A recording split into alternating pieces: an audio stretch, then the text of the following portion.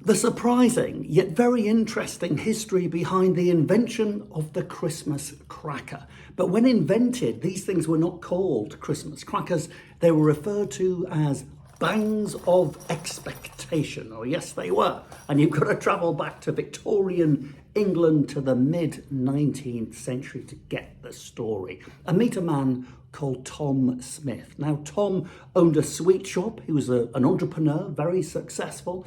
And one year, whilst on holiday in Paris, being a sweet shop owner, he thought he'd go and visit French sweet shops to see what they were doing, to see if he was missing out on something, a new way of selling sweets, a new brand, whatever. And he discovered he was. He realised that the French had this penchant for buying their sweets individually wrapped in brightly coloured crinkly paper. So the French really enjoyed the ritual of opening the sweet and then eating the sweet and going through that process, as opposed to the British in London, who loved buying their sweets by the fist load, weighted in a bag. Meaning they could grab a handful and ram loads in their gob, as opposed to the French, who like to just put one in their mouth at a time.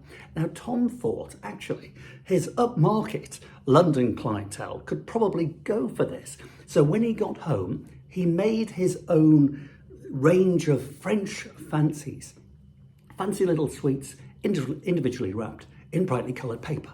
Well, his posh London clientele absolutely hated them.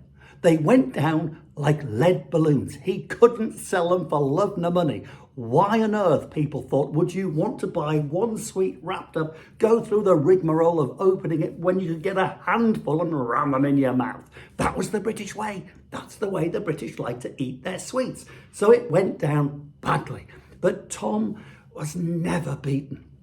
Such an entrepreneur. One night, he was sat in front of his fire like this, thinking up new business ideas, listening to the snap, the crackle and the bang from the fire, the spitting wood. And he suddenly from nowhere came up with this great idea. Never mind wrapping individual sweets. Why not wrap a handful of sweets in a package and include a little novelty gift, something that nobody would expect?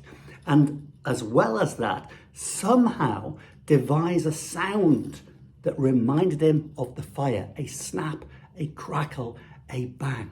So he went to see his mate, who owned a firework company just down the road in London, and between them, they devised a package that looked a bit like this, with a crackle when you opened it, filled it with sweets and a novelty, sold it at Christmas time from Tom Smith's shop, and it went down a storm. They sold these things like they were hotcakes.